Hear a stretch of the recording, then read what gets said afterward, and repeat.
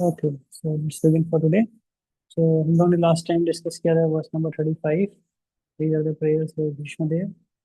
और भीष्मदेव की प्रार्थनाओं को वैसे हम हर हफ्ते पढ़ते हैं, तो हो सकता है पीछे का भूल भी जाएं क्या चल रहा था उसमें। तो प्राइमरली तीन चीजें बताई थी पूरे प्रार्थना को याद करना है तो। गति, रति, मति, गति। तीन चीजें, मति पहले लगना, फिर अपनी गति होना, फिर भगवान के अंदर रति पैदा करना। तो ये बात विष्णुदेव कंटिन्यूसली बता रहे हैं। तो अभी वो जो वर्सेज आएंगे उसमें बेसिकली ये नरेट कर रहे हैं कि किस प्रकार से भगवान का एक बहुत ही प्रेममय आदान प्रदान अर्जुन के साथ था। और जैसा अर्जुन के लिए भगवान का प्रेम था, वैसा ही प्रेम मेरे लिए था। लेकिन दर्शाने का तरीका बहुत डिफरेंट था भगवान का। हाउ कृष्णा रिफ्लेक्ट्स, वो बहुत डिफरेंट वे में था। अर्जुन के लिए तो लगेगा भगवान बचाने के लिए पूरा जोर लगा रहे हैं, लेकिन भीष्मदेव को लगेगा कि भीष्मदेव को मारने के लिए भगवान पूरा जोर लगा रहे हैं। बट दोनों ही अवस्था में भगवान की पोजीशन एब्सोल्यूट है, क्योंकि भगवान दोनों से सेम प्रेम करते हैं। तो ये बात आगे भी देखिए बताएंगे भीष्मदेव। तो दैट इज वर्स नंबर 36 से शुरू करेंगे। व्यवहिता पृतन व्यवहिता मुखम निरीक्ष्य स्वजन वदा विमुखस्य दोष बुद्धया कौमतिमर्हदात्मविद्ययाय शरणरतिः परमस्य तस्य मेस्तु। So कह रहे हैं कि when Arjun was seemingly polluted by ignorance upon observing the soldiers and commanders before him on the battlefield, the Lord eradicated his ignorance by delivering transcendental knowledge. May his lotus feet always remain the object of my attraction. है कि नहीं? कह रहे हैं कि भगवान अर्जुन क्या हुए थे एक पॉइंट पे, पल्यूट हो गए थे। राइट, यहाँ पे लिखा हुआ है दोष बुद्धया, उनकी बुद्धि में दोष आ गया था, पॉल्यूटेड इंटेलिजेंस। और विमुखस्य, कुमतिम, वर्ड कैसे कैसे यूज किए देख रहे हो।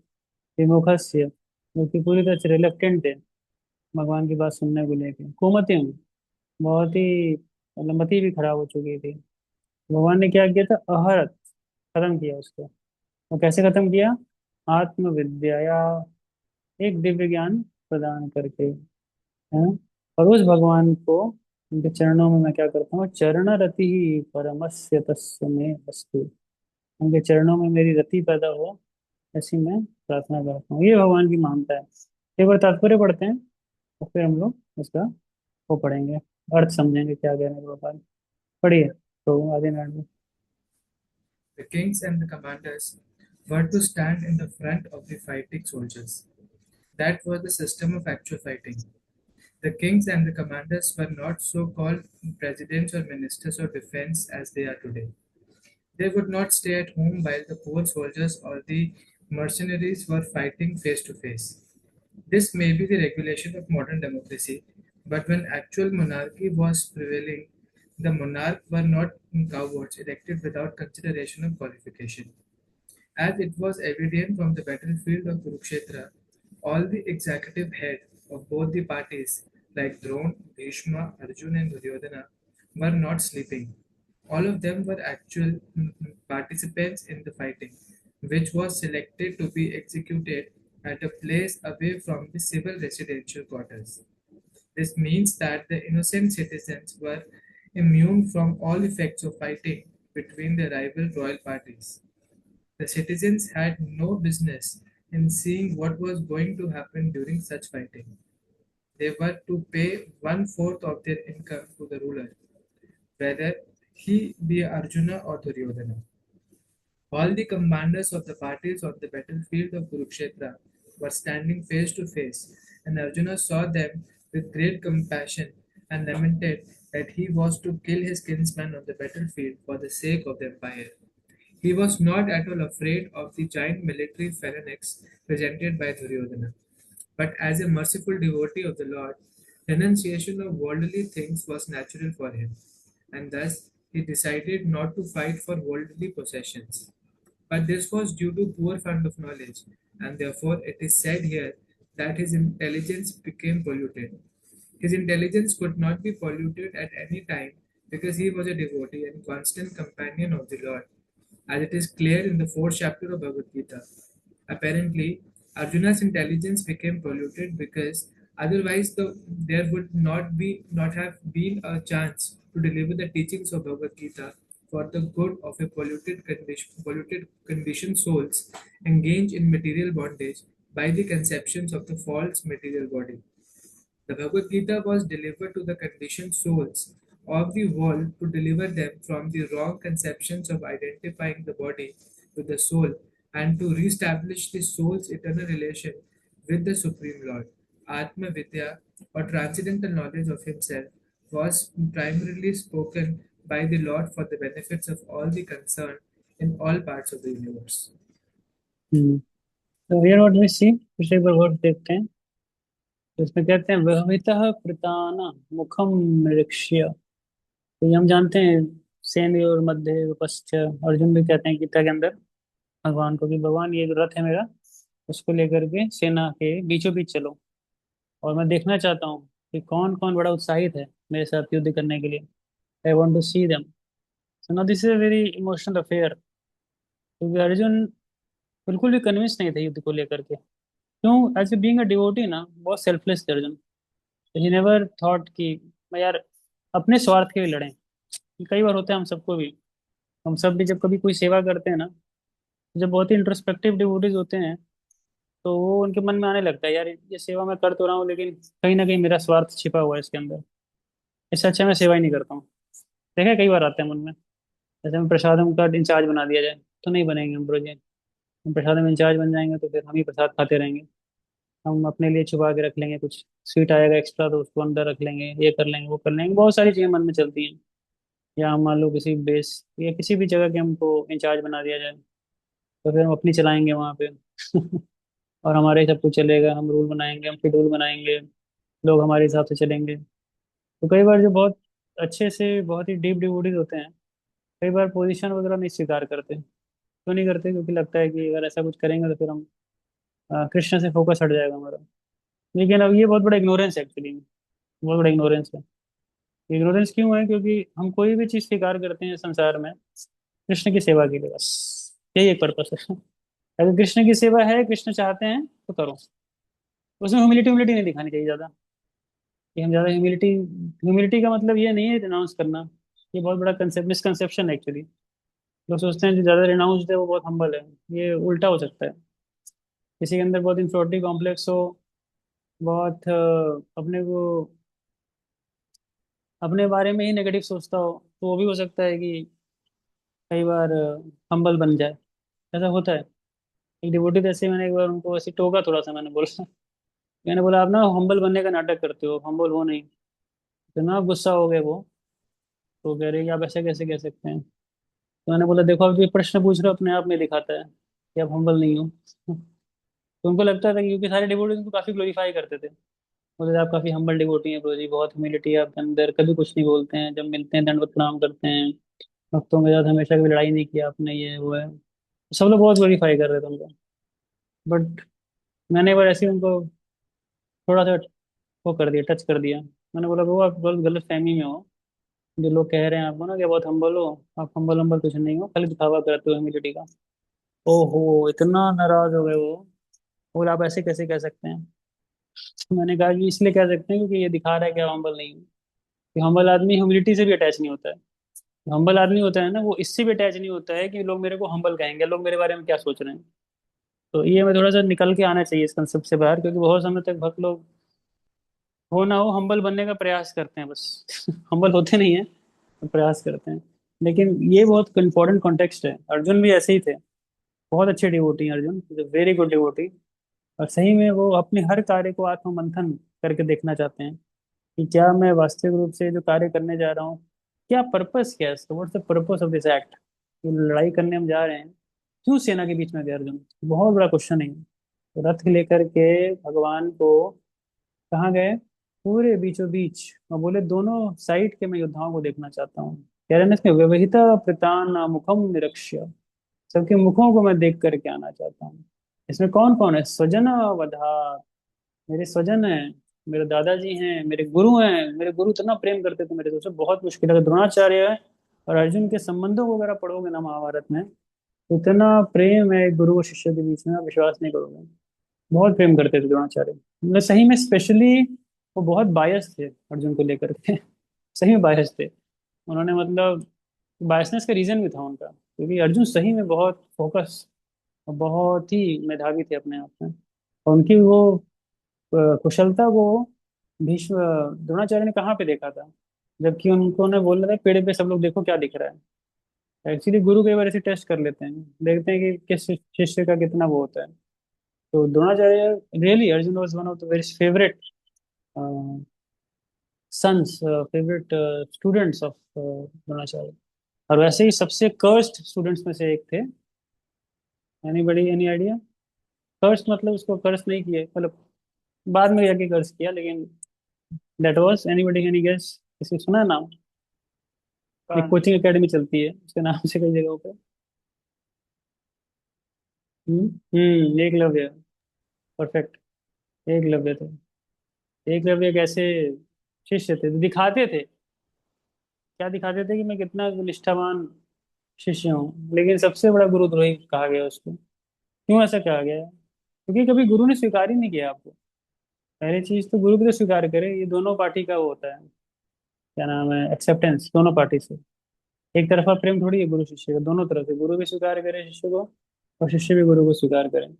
अब एकलव्य ने मूर्ति बना के रख ली, अपना तीरंदाजी शुरू कर दिया उस पे, करते करते करते सोचा गुरु जी आएंगे उनको थोड़ा इम्प्रेस करूंगा। गुरु जी को थोड़ा इम्प्रेस करूंगा, कैसे इम्प्रेस करूंगा?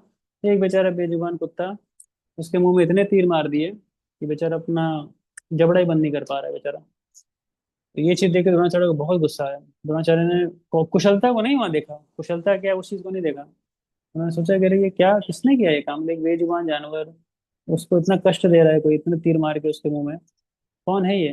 और वो बड़े प्राउड से आया एकलव्य, बोला हमने किया है गुरु जी। बोला अरे वाह, तो तुम मेरे शिष्य हो? बोला हाँ हाँ, देखिए आपकी फोटो दिखाता हूँ, दिन रात ऑल्टर में पूजा कर रहा था आपकी फोटो लगा करके। तो फिर बस गुरु जी ने बोला ठीक है चलो, गुरु मानते हो ना मेरे को, तो दक्षिणा दे दो आज। अच्छा, क्या दक्षिणा दूँ? तो दक्षिणा में अपना अंगूठा ही दे दो मेरे को, राइट हैंड का अंगूठा दे दो बस। अंगूठा दे दो, फिर जीवन भर कभी चला ही ना पाओ फिर। और इसको लेकर के लोग बड़ा ग्लोरीफाई करते हैं, देख रहे हो एकलव्य की गुरु भक्ति, कितना महान भक्त है वो। भाई इसको एक गुरु भक्ति नहीं बोला जाता है। गुरु भक्ति होती है कि गुरु भी तो आपकी भक्ति देखे। पूरा ये इम्पर्सनलिस्टिक आइडिया है कि लोग कहेंगे गुरु में वो कितनी भक्ति है गुरु की प्रति, भाई दूसरे तरफ से भी तो देखो कि सामने वाले ने कितना स्वीकार किया उसको। नहीं, कभी नहीं द्रोणाचार्य ने स्वीकार किया। तो मैं कह रहा था अर्जुन के लिए ना, एक बहुत एक टग ऑफ बैटल, मतलब बहुत ही टग ऑफ वॉर था अंदर, हृदय के अंदर ना इतना ज्यादा वो खिंचाव था। एक तरफ तो मेरे प्रिय गुरु खड़े हैं, और एक तरफ सोचो कौन है, मेरी इच्छाएं, मेरे को राजा बनना, हम सब युद्ध जीत जाएं, हम सब राजा बन जाएं, और हम सब राज करें विश्व पे। एक तरफ तो ये पॉइंट चल रहा है, और दूसरी तरफ मेरे गुरु खड़े हैं। तो कभी एक मॉरल ग्राउंड से भी कोई व्यक्ति इसके लिए एग्री नहीं करेगा कि मैं गुरु को मार करके वो बन जाऊं, कभी नहीं, नेवर पॉसिबल। बहुत मतलब इतना, मतलब सोचो अर्जुन के अगर प्रश्नों को देखोगे ना, इतने डीप क्वेश्चंस हैं, बहुत ही deep question, highly religious questions. उसमें से एक तो यही था उनको मार देना, दूसरा सुख के ऊपर था। देखो अर्जुन ना इस बैटल को शुरू करने से पहले बहुत ज्यादा इंटरनल रीजनिंग से गुजर रहे थे, बहुत इंटरनल रीजनिंग थी उनके मन में। पहले तो ये भी थी कि मान लो अगर सुख के लिए लड़ाई लड़ रहे हैं, लेट सपोज सुख के लिए लड़ाई लड़ रहे हैं, तो भाई सुख के लिए लड़ते रहेंगे, तो क्वेश्चन ये आता है ना कि कल को जब हमारे रिश्तेदार रहेंगे ही नहीं हमारे साथ, हमारे गुरुजन नहीं रहेंगे, हमारे पितामह नहीं रहेंगे, हमारे भाई नहीं रहेंगे, तो हम सुख मनाएंगे किसके साथ? भाई अकेले घर में कितना सुख मना लोगे आप? मान लो अपने परिवार वाले ना हो साथ में, अकेले आपको बर्थडे मनाना है अपना, क्या करोगे पागल की तरह? है कि नहीं? बर्थडे केक काट लोगे, थोड़ा खुद ही उछल कूद कर लोगे, 5-10 मिनट कुछ कर लोगे, इससे ज्यादा क्या करोगे? Nothing you can do. तो उसके लिए स्वजन, तो वही अर्जुन रीजनिंग से गुजर रहा है। अगर मैं, भाई अगर सुख के ही लिए हम करना चाहते हैं लेट्स सपोज, तो हमारे रिश्तेदार तो होने चाहिए हमारे साथ ना, तभी तो एंजॉय करेंगे। पहला रीजन। उसके बाद धार्मिक एंगल से देखने लगे, अगर इतने सारे लोग मारे जाएंगे तो स्त्रियां विधवा हो जाएंगी, स्त्रियां विधवा हो जाएंगी तो स्त्रियों को रक्षा कौन देगा? रक्षा नहीं दे पाएंगे तो स्त्रियां दूषित हो जाएंगी, दूषित हो जाएंगी तो फिर उन स्त्रियों से वर्ण संकर ऐसी संतानें पैदा होंगी तो समाज के लिए बहुत नुकसान पहुंचाएंगे। इस प्रकार से कितने रीजन अर्जुन ने दिए, अंत में जाकर के इतना कंफ्यूज हो गया कि अपनी लाइफ के निर्णय को ले नहीं पा रहा था, बिल्कुल नहीं ले पा रहा था, क्या करूं क्या ना करूं। Actually that is what the relation is.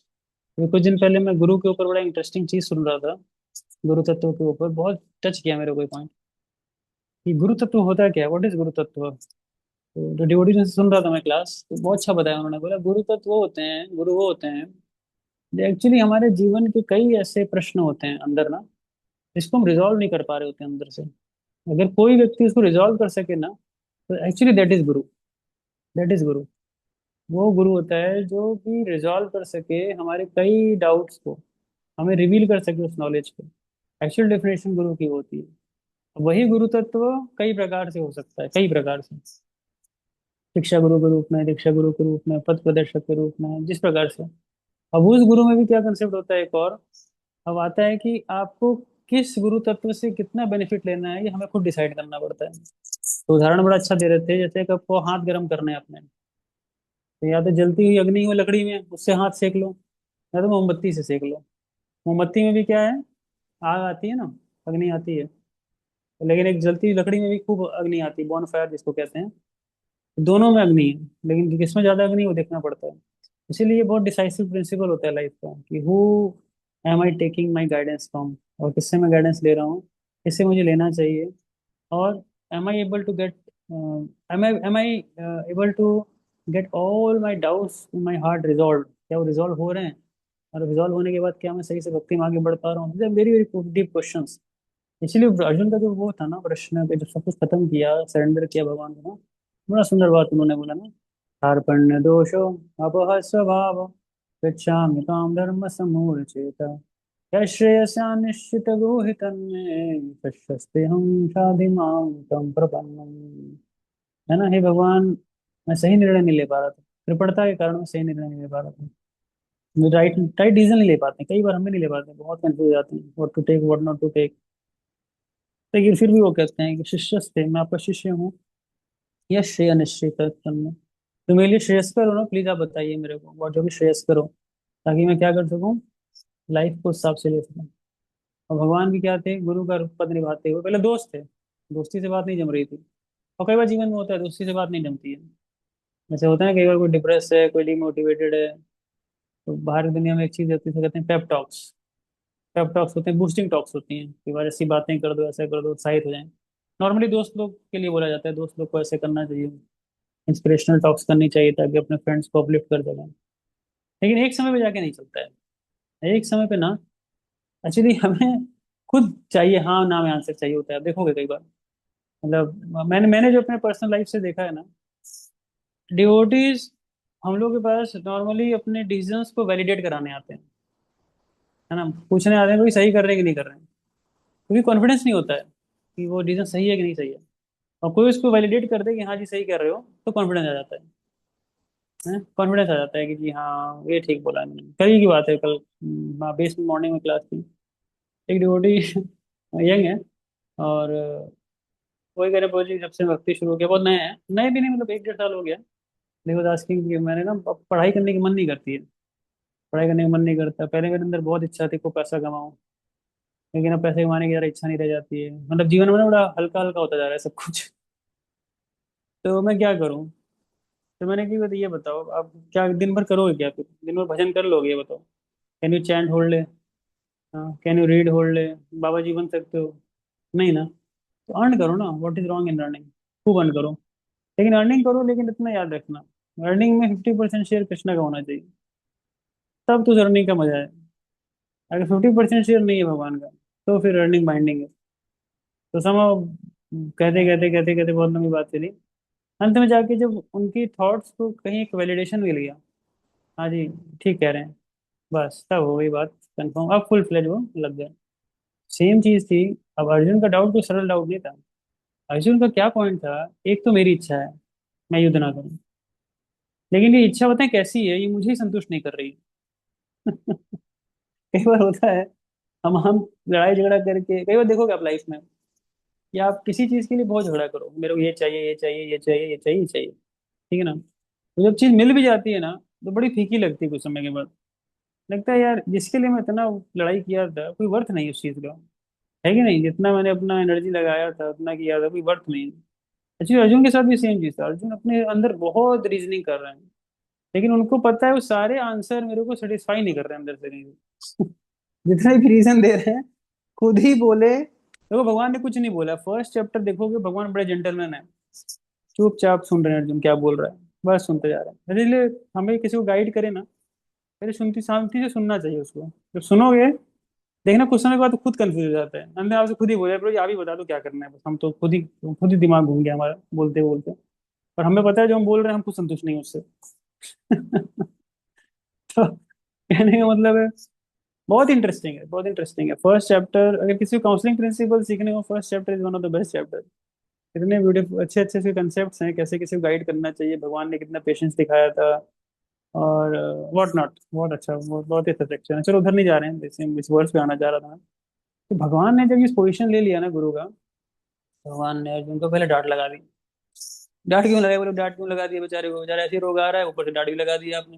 अभी तो उसको चुपचाप हमें उसका मन को बूस्ट करना चाहिए था, उसने आप डांट लगा दी। तो नहीं, भगवान डांटने का रीजन था, भगवान उसके इग्नोरेंस को कट करना चाह रहे थे। और बड़ा सुंदर बात भगवान बोलते हैं, अशोचयान व शोचस्तम प्रज्ञावादांश भाषसे गतासून गतासूनश्च नानुशोचन्ति पंडित। भगवान कह रहे हैं अशोचयान व शोचस्तम प्रज्ञावादांश भाषसे। कह रहे हैं भैया जिस चीज के लिए कभी शोक नहीं करना चाहिए उसके लिए तुम शोक कर रहे हो, है कि नहीं। शोक कर रहे हो बताओ। जैसे एक बार गांव में ऐसे ही हुआ, गांव में एक आदमी रो रहा था। जब रो रहा था तो लोगों ने पूछा भाई क्यों रो रहे हो, तो क्या हीरा लाल मर गया। तो हीरा लाल मर गया, तो दूसरा आदमी भी रोना शुरू कर दिया। फिर तीसरा आदमी उसके पास आया, बोला भाई क्यों रो रहे हो, तो कहा भैया हीरा लाल मर गया। वो भी रोना शुरू कर दिया। ऐसे करते करते पूरे गांव वाले रोने लगे कि हीरा लाल मर गया, हीरा लाल मर गया, हीरा लाल मर गया। करते करते करते एक आदमी के पास जब बात पहुंची, उसने पूछा भाई क्यों रो रहे हैं सारे के सारे। तो सब कह रहे हैं हीरा लाल मर गया इसलिए रो रहे हैं। बड़ा बुद्धिमान आदमी था वो। उसने पूछ दिया भाई हीरा लाल है कौन। तो जब चेन में आखिरी व्यक्ति से पूछा तो वो सही में बोले ये तो हमें भी नहीं पता हीरा लाल कौन है, रो किसके ले रहे हैं। तो चेन को बैक ट्रेस किया गया। सब लोग पूछने लगे एक दूसरे से हीरा लाल कौन है, हीरा लाल कौन है। सबसे पहले व्यक्ति के पास बात गई, पहले व्यक्ति के पास बात गई। उससे पूछा, उसने रोना शुरू किया था ना पहले। उससे पूछा भाई हीरा लाल मर गया, कौन था हीरा लाल ये।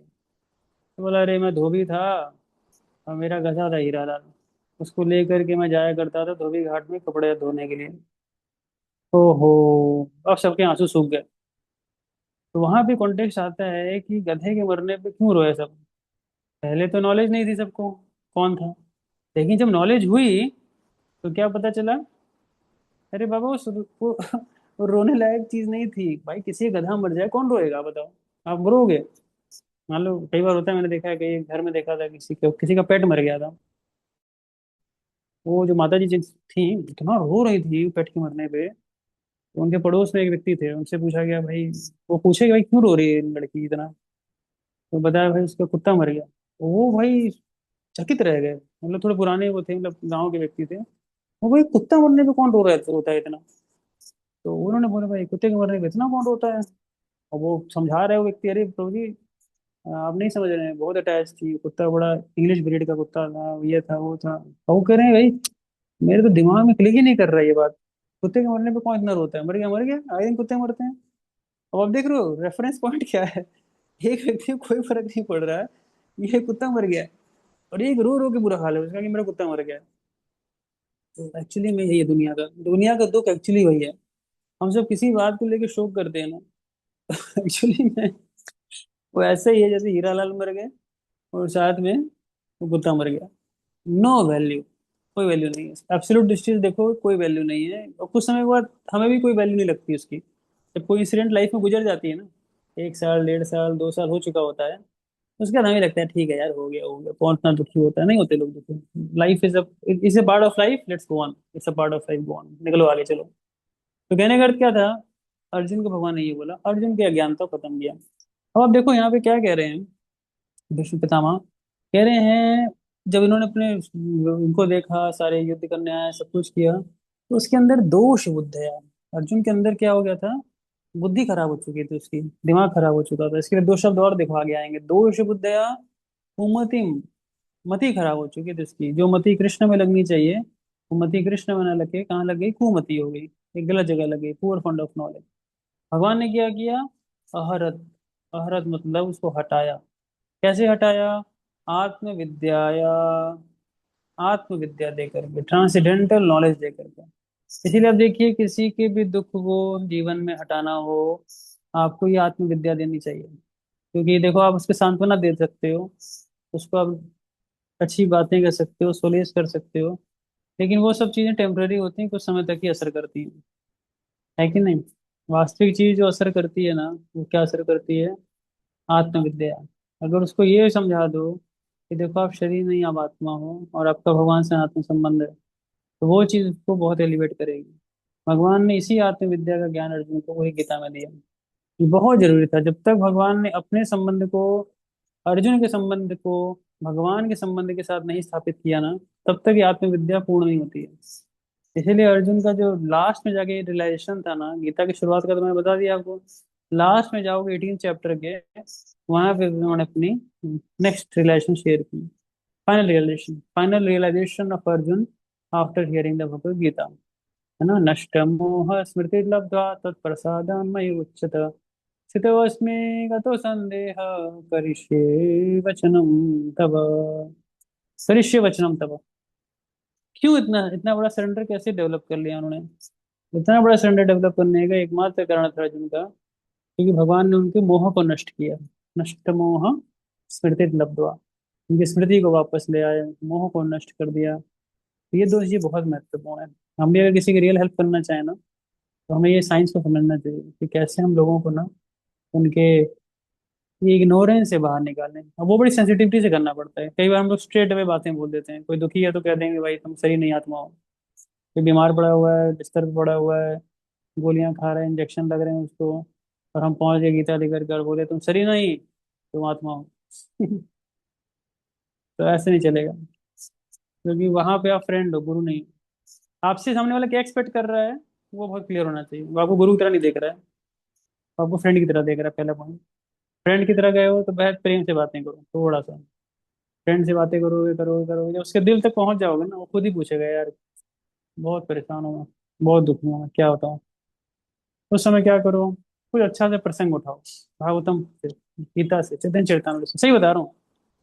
दवाई दवाई बीमारी में कुछ काम नहीं करता है। जो पार्ट ऑफ सफरिंग है ना, जितना सफर करना है उतना तो सफर हमें करना ही पड़ेगा, उसको तो कोई रोक ही नहीं सकता है। तो जो पीरियड है सफरिंग का ना, और अच्छे से कटता है जब जब वो कृष्ण कथा कोई करे। इसका बड़ा सुंदर उदाहरण मैंने देखा है भक्ति तीर्थ स्वामी महाराज के जीवन में। भक्ति तीर्थ स्वामी महाराज को मेलनोमा कैंसर, है, टर्मिनल कैंसर था, लास्ट में थे, गीता नगरी फार्म पे थे, और परम पूजनीय राधानाथ स्वामी महाराज बहुत ही क्लोज फ्रेंड थे।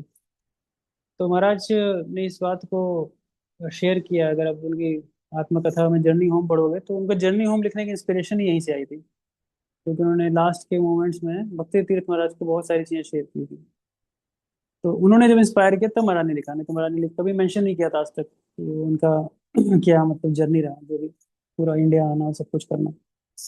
तो बताते हैं कि लास्ट मोमेंट पे भी महाराज ने बहुत कृष्ण कथा की, महाराज भक्ति तीर्थ महाराज के लिए। आज सोचो 21 साल हो चुके हैं इस बात को, 2005 की घटना है। और इतना सोलेस, इतना सोलेस, इतना हृदय को क्या कहते हैं ना, आराम पहुंचता है इससे, आप विश्वास नहीं करोगे। एक एग्जाम्पल और आ रहा है दिमाग में, कदम कानन स्वामी महाराज का। अभी 2 से 3 साल पहले ही महाराज ने शरीर त्याग किया। अब सोचो, उनके लिए स्पेशली उनके गुरु परम पूज्य जयदेव स्वामी महाराज आए, और 1 से 2 महीने महाराज रहे उनके साथ। आई थिंक राधाष्टमी के ऊपर महाराज आ चुके थे, फिर कार्तिक के बाद जयदेव महाराज भी आ गए थे, और महाराज ने गौर पूर्णिमा के 2 दिन बाद शरीर त्याग किया था। तो आप सोचो, पूरे 1 डेढ़ महीने गुरु उनके साथ रहे, और जगह जगह गए, वृंदावन के अंदर, ब्रज के अंदर, और कृष्ण का स्मरण किया, कृष्ण की लीलाओं का स्मरण किया, खूब कीर्तन किया, खूब भजन गाए। मतलब सच ग्लोरियस लाइफ। बहुत फॉर्चून मैं कहूँगा, ऐसा अगर किसी को अंत में मिल जाए, क्या समझ उसके आसपास कोई हो जो कृष्ण कथा कर सके उसके लिए, कीर्तन कर सके उसके लिए, उसको किसी प्रकार से ये न कहने पर आके ये न कृष्ण का स्मरण दे सके, तो सबसे बड़ी सर्विस एक्चुअली में, सबसे बड़ी सर्विस है। और मान लो कोई शरीर नहीं भी छोड़ा है, जीवित अवस्था में भी बीमार है, तो वो आर्ट में सीखना चाहिए कि कैसे हम लोगों को मदद करें कि हम उसको भगवान के और समीप लेके जा सकें। देखो, अंदर का कष्ट और कोई नहीं खत्म कर पाएगा दुनिया में। अंदर का कष्ट को खत्म कर सकता है तो खाली भगवान खत्म कर सकते हैं। उसके लिए हमें चाहिए एक अच्छे फ्रेंड्स लाइफ में, ऐसे दोस्त चाहिए, ऐसे एक गाइड चाहिए जो कि हम सबको भगवान से जोड़े, भगवान के स्मरण को पैदा करें हमारे अंदर। तो भगवान का जो स्मरण पैदा करते हैं ना, उससे हमारा बहुत बड़ा इग्नोरेंस खत्म होता है लाइफ का। यही बात भीष्मदेव कह रहे हैं, चरण रति ही परमस्य तस्य में अस्तु। हे भगवान, आपके उन चरणों को मैं क्या करता हूँ, रति पैदा हो, ये मैं प्रार्थना करता हूँ आपसे। ये भीष्मदेव यहाँ पे मेंशन कर रहे हैं भगवान के गुणों के विषय में। एक वर्ष और लेंगे आज, 37 में देखते हैं क्या कह रहे हैं। सन्निगमम् अपहाय मतपतिज्ञामृतम् अधिकर्तुम् अवप्लुतो रथस्थः धृतरथचरणो व्ययाचलदृग् हरिरिव हन्तुम् एवं गतो प्रिय। तो कह रहे हैं, fulfilling my vow and sacrificing my own promise, it got down from the chariot, took up its wheel, and ran towards me hurriedly, just as a lion goes to kill an elephant. He even dropped his outer garment on the way. पढ़ी वो। The Battle of Kurukshetra was fought on a military principle, but at the same time in a sporting spirit like a friend's fight with another friend. Duryodhana criticized Bhishma Dev, alleging that he was reluctant to kill Arjuna because of paternal affection. A Kshatriya cannot tolerate insults on the principle of fighting. Bhishmadev therefore promised that the next day he would kill all five Pandavas with special weapon made for the purpose. Duryodhana was satisfied and he kept the arrows with him to be delivered the next day during the fight. By tricks, Arjuna took the arrow from Duryodhana and Bhishmadev could understand that this was the trick of Lord Krishna. So he took a vow that the next day Krishna would have to take a weapon himself. Otherwise, his friend Arjuna would die. In the next days, fighting, Bhishma Dev fought so violently that both Arjuna and Krishna were in trouble. Arjuna was almost defeated. The situation was so tense that he was about to be killed by Bhishma Dev the very next morning. And at the time, Lord Krishna wanted to please his devotee, Bhishma, by keeping Bhishma's promise, which was more important than his own. Seemingly, he broke his own promise. He promised before the beginning of the battle of Kurukshetra that he would remain without weapons and would not use his strength for either of the parties. But to protect Arjuna, he got down from the chariot, took up the wheel of the chariot, and hurriedly rushed at Bhishma Dev in an angry move, as a lion goes to kill an elephant. He dropped his covering cloth on the way, and out of great anger, he did not know that he had dropped it. Bhishmadev at once gave up his weapons and stood to be killed by Krishna, his beloved Lord. The fighting of the day was thus ended at that very moment, and Arjuna was saved. Of course, there was no possibility of Arjuna's death because the Lord himself was on chariot. But because Vishmadev wanted to see Lord Krishna take up some weapon to save his friend, the Lord created the situation, making Arjuna's death imminent. He stood before Bhishmadev to show him that his promise was fulfilled and that he had taken up the wheel. तो देखिए अब क्या हो रहा है यहाँ पे। यहाँ पे अब तक क्या था कि कोई कह सकता है कि हाँ, भगवान ने अर्जुन को तो मदद की, क्या मदद किया, भगवत गीता सुनाया, युद्ध में लगाया, बहुत अच्छी बात है, भगवान लगता है अर्जुन पे ही विशेष कृपा की थी। तो कह रहे नहीं नहीं नहीं नहीं विष्णुदेव, ऐसा नहीं, भगवान ऐसा हो ही नहीं सकते, भगवान पक्षपाती होते ही नहीं। भगवान एक ऐसे मतलब भगवान के पास एक क्या विचित्र एक शक्ति है कि वो हर भक्त के अंदर एक ऐसी भावना बना सकते हैं कि उसको लगता है कि भगवान मुझसे ज्यादा किसी से प्रेम नहीं करते संसार में। और ये सत्य है, ये सत्य है। जैसे कि भगवान जब कभी लंच करते थे तो बीच में बैठ जाते थे वृंदावन में। जब बीच में बैठ जाते थे तो सारे गोपगण आसपास उनके बैठ जाते थे। तो जब लंच शेयर कर रहे होते सारे ना, तो हर एक गोप को यही लगता था, कृष्ण मेरी ओर देख रहे हैं। कृष्ण मेरी ओर देख रहे हैं, कृष्ण मेरी ओर देख रहे हैं। और ये ऐसा नहीं था खाली गोपगणों के साथ, गोपियों के साथ था। हर गोपी जब रासलीला में नृत्य कर रही थी भगवान के साथ, तो हर किसी को लग रहा था Krishna is so, Krishna is so specially taking care of me, so special, so special. तो ये जो स्पेशल वाली फीलिंग है ना, भगवान हर भक्त के अंदर क्रिएट कर देते हैं। तब तक, जब तक आप दूसरे वैष्णव से द्वेष ना करो। अगर आप ये सोचो कि देखो भगवान दूसरे से ज्यादा कितनी कृपा मेरे पे कर रहे हैं, देखो थिन लाइन है बहुत। भगवान मेरे पे बहुत विशेष कृपा कर रहे हैं, एक पॉइंट ये है। लेकिन भगवान दूसरे से ज्यादा कृपा मेरे पे कर रहे हैं, तो उसमें भगवान को कृपा छीन लेते हैं। इसका सबसे बड़ा प्रमाण है श्रीमती राधा रानी के साथ। श्रीमती राधा रानी रासलीला के अंदर भगवान के लेके चले, भगवान लेके गए उनको साथ में। गोपियां भी वहां कहती है, अन्नाराधितो नूनम भगवान हरीश्वर, अन्नो विहाय गोविंदम तो महा। उसको कहते हैं इस बात को, अन्य आराधिता नूनम। हाँ, कोई नहीं होगा जितना इस गोपी ने आराधना की है भगवान की। क्योंकि वहां पे क्या देखा उन्होंने, कि भगवान ने श्रीमती राधा रानी दोनों के चरण दिख रहे थे एक्चुअली, राधा रानी कृष्ण के साथ साथ। लेकिन कुछ समय के बाद राधा रानी के चरण के निशान गायब हो गए और खाली कृष्ण के निशान थे। तो इससे कंक्लूड किया गोपियों ने कि कितनी फॉर्चुनेट गोपी है कि इसको भगवान ने गोदी में उठा लिया, उसको साथ लेके जा रहे हैं। और कहीं ना कहीं श्रीमती राधा रानी को भी ये मान आ गया था, I am the best, I am the best. और जब आई एम द बेस्ट की भावना आई ना, भगवान पढ़ लेते हैं इन भावनाओं को आसानी से। तो कुछ दूर जाकर के उन्होंने राधा रानी को नीचे रख करके गायब हो गए। फिर एक्चुअली में गोपी गीत शुरू होता है, जिसमें बहुत विरह गोपियां मेंशन करती हैं, क्योंकि बाकी गोपियों को तो छोड़ ही दिया था भगवान ने पहले ही, फिर इनको भी छोड़ दिया राधा रानी को भी। तो ये बहुत इंपॉर्टेंट कंटेक्स्ट है, जब कभी हम किसी और वैष्णव से अपने को तुलना करते हैं और हम देखते हैं I am best than him, चलिए उसी टाइम पे हम वर्स्ट हो जाते हैं कृष्ण की नजर में। और सबसे बड़ा उदाहरण राधा रानी का याद रखना, उनसे बड़ा भक्त कोई है भी नहीं। हमें आराधितो नूनम, है कि नहीं, बात गोपियों ने खुद बोला है। ऐसी आराधना तो किसी ने नहीं किया आज तक जितना राधा रानी ने किया है। बहुत जरूरी है वैष्णवों के साथ में ना इस बात को समझना। लेकिन भीष्म देव यहाँ कंपेयर नहीं कर रहे हैं, देखो कंपेयर नहीं कर रहे कि अर्जुन से बेटर हैं। क्या कह रहे हैं देखना, स्वनिगमम अपहाय, हाँ, स्वनिगमम अपने सत्यता को भगवान ने छोड़ दिया। क्यों? मत प्रतिज्ञा, मेरी प्रतिज्ञा के लिए। क्या बात है, ये है ना बात।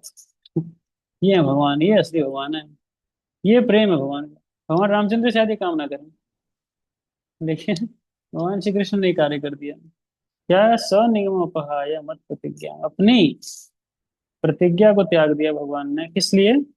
मेरी प्रतिज्ञा को पूरा करने के लिए। विष्णुदेव कह रहे हैं क्या किया, हाँ, ऋतम अधिकर्तुम अवप्लुतो रथस्थः, है ना, वास्तविक रूप से किया इस काम को।